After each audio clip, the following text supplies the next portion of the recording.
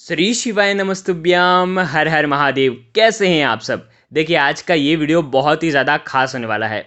आज है बुधवार के दिन और आज बुधवार के दिन आपको बहुत ही विशेष से उपाय करना है। ये उपाय पूज्य गुरुदेव ने अपनी कथा में बहुत ही सुंदर तरीके से बताए थे। तो आज के इस पूरे वीडियो में बुधवार पर करने वाले 3 विशेष उपाय के बारे में हम बात करेंगे।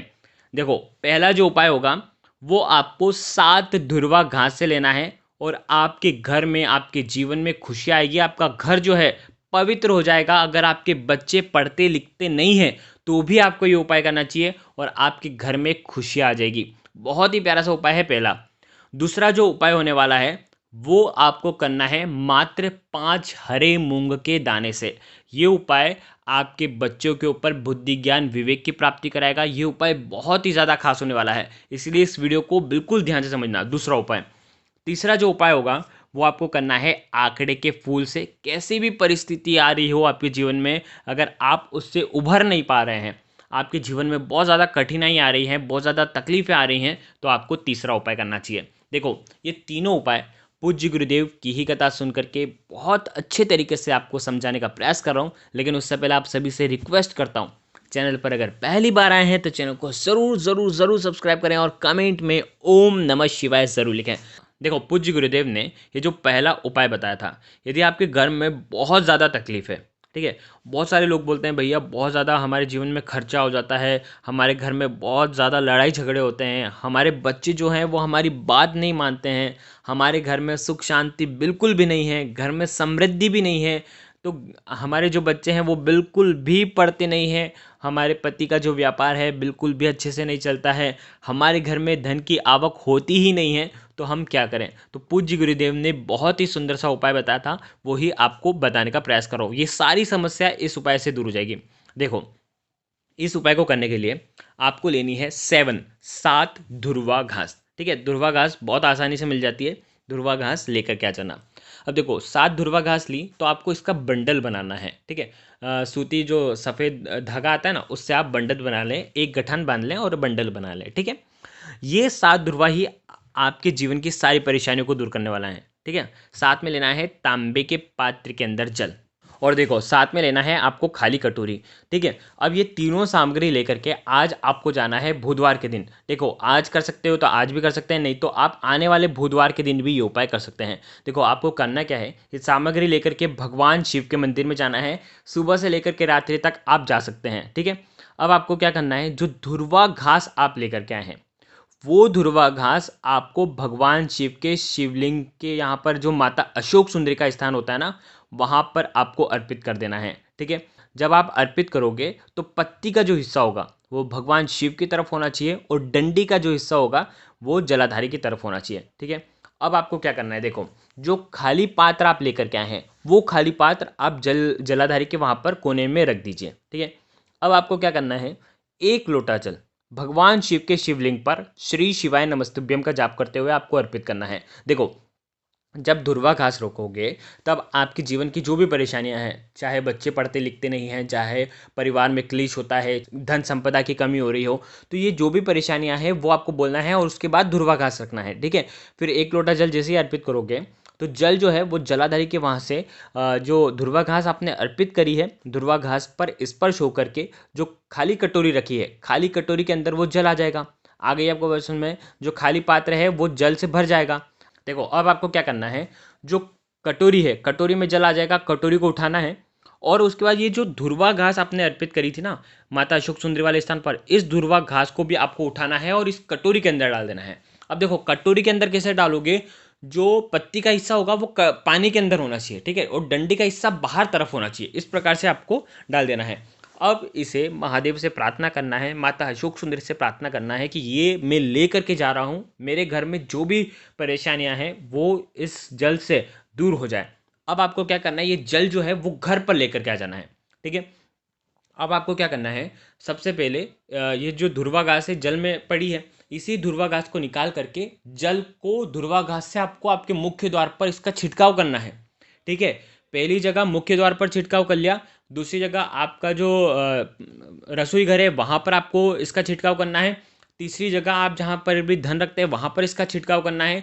चौथी जगह श्री शिवाय नमस्तुभ्यम का ही जाप करते हुए आपको छिड़काव करना है। चौथी जगह जहाँ पर आपके बच्चे पढ़ते हैं वहाँ पर इसका छिड़काव करना है। इस प्रकार से पूरे घर में इसका छिड़काव कर देना, वॉशरूम की जगह छोड़ देना। आगे आपको वैसे समझ में, जब आप इसका छिड़काव करोगे तो आपके जो बच्चे हैं, बच्चों के ऊपर भी इसका छिड़काव कर सकते हैं, या घर परिवार में जो भी लोग हैं उनके ऊपर भी इसका छिड़काव कर सकते हैं। ठीक है, छिड़काव करने के बाद जो भी जल बच जाता है और जो दुर्वा घास रहेगी, वो आपको ये दोनों चीज़ लेकर के अगले दिन, या तो उसी दिन या तो अगले दिन, आपको किसी भी देव वृक्ष के नीचे ये रख करके आ जाना है, ये जल भी अर्पित करके आ जाना है।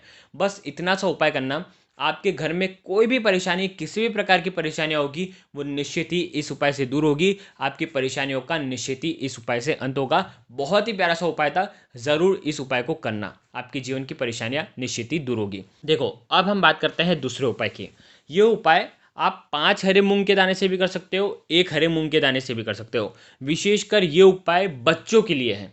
ठीक है, बच्चे नहीं कर पाते हैं ना, तो उनके लिए भी एक तरीका है। क्या करना है समझना, तांबे का पात्र ले लेना, उसके अंदर जल भरना। ठीक है, साथ में लेना है हरा मूंग के दाने।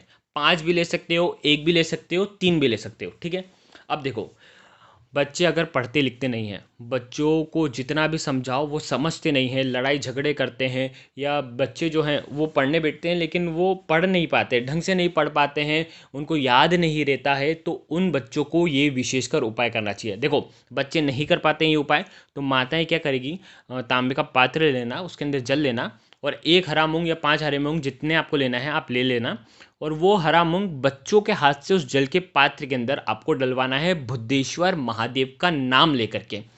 देखो, बहुत ध्यान से समझना। जैसे समझो कि सुबह सुबह आपके जो बच्चे हैं वो स्कूल जाते हैं। ठीक है, तो स्कूल जाने के पहले उनके हाथ से आपको बुद्धेश्वर महादेव का नाम स्मरण करते हुए 1 हरा मूंग का दाना जल के पात्र के अंदर डलवा देना है। ठीक है, अब उसके बाद क्या होगा कि माताएं जो हैं वो भगवान शिव के मंदिर में जाएंगी, और बुद्धेश्वर महादेव के नाम से ही ये जो जल है सबसे पहले गणेश जी वाले स्थान पर अर्पित करेगी, जो कि शिवलिंग के सीधे तरफ है ना, राइट हैंड साइड वाला तरफ, वहां पर अर्पित करेगी। फिर उसके बाद भगवान शिव के शिवलिंग पर अर्पित करेगी। आगे आपको बात समझ में, पहले गणेश जी वाले स्थान पर क्या बोलोगे, श्री गणेशाय नमः। ठीक है, और शिवलिंग पर अर्पित करोगे तो बुद्धेश्वर महादेव और श्री शिवाय नमस्तुभ्यम का स्मरण करना। ठीक है, थोड़ा सा जल गणेश जी वाले स्थान पर अर्पित करना, और बाकी शेष जल भगवान शिव के शिवलिंग पर अर्पित करना है। देखो, जो भी व्यक्ति इस प्रकार से ये जल जो है अर्पित करता है, हरा मूंग मिश्रित जल, उसके घर में बुद्धि ज्ञान विवेक की कोई कमी नहीं होती। तो ये उपाय भी आप आज के दिन कर सकते हैं। बहुत ही प्यारा सा उपाय था। अगर आपके बच्चे पढ़ते लिखते नहीं है तो आप ये उपाय कर सकते हैं। ठीक है, अगर बच्चे खुद ये उपाय कर सकते हैं तो वो खुद भी कर सकते हैं, नहीं तो माताएं भी इस उपाय को कर सकती हैं। तो ये हो गया दूसरा उपाय। अब हम बात करते हैं तीसरे महा उपाय की। देखो, ये भी उपाय आपको करना है बुधवार के दिन। अगर आपकी कोई भी परिस्थिति, विपरीत परिस्थिति चल रही है और आपको समझ नहीं आ रहा है कि अब कोई रास्ता आपको नज़र नहीं आ रहा है, तो ये उपाय आपको करना है। देखो, यदि आपको भय बहुत ज़्यादा लगता है और आपको ऐसा लगता है कि कुछ गलत होने वाला है, तो ये उपाय आपको बुधवार के दिन करना है। देखो, करना क्या है, आपको लेना है आंकड़े का फूल। 1, 5, 7, 11 जितने आप ले सकते हैं आप ले सकते हैं, नहीं तो एक भी आप आंकड़े का फूल ले सकते हैं। अब देखो, स्क्रीन पर आपको क्या दिख रहा है, आंकड़े का फूल। अब देखो, आंकड़े के फूल, एक सफ़ेद आंकड़ा भी आता है और एक गुलाबी और हल्का सा नीले रंग का, जो जामुनी कलर का जो आंकड़े का पुष्प आता है वो भी आता है। तो आपको सफ़ेद पुष्प नहीं लेना है, आपको हल्का सा जो नीला रंग का आता है ना, तो थोड़ा सा गुलाबी वाला, वो आपको लेना है। ठीक है, एक पुष्प लेकर के आना, साथ में लेना है तांबे के पात्र के अंदर जल। ये दोनों सामग्री लेकर के आपको भगवान शिव के शिवलिंग के वहाँ पर जाना है। अब देखो, इस उपाय को समझना, ये आंकड़े का फूल हाथ में रखना और आपको महादेव से प्रार्थना करनी है कि ये जो मेरी परेशानियां हैं ये आपको दूर करनी ही करनी है। कोई भी विषम परिस्थिति अगर एकदम से आपके जीवन में आ जाती है, या आप कोई परेशानियों से गुजर रहे हैं और आप चाहते हैं कि वो दूर हो जाए, तो विषम परिस्थितियों में ये उपाय किया जाता है कि हाँ, अब मेरे पास कोई ऑप्शन नहीं है, महादेव आपको ये मेरी परेशानियाँ दूर करनी ही करनी है। तो आपको क्या करना है, ये आंकड़े का पुष्प जो है, मंदार का जो पुष्प है, ये माता अशोक सुंदरी पर स्पर्श करवा करके भगवान शिव के शिवलिंग पर आपको रख देना है।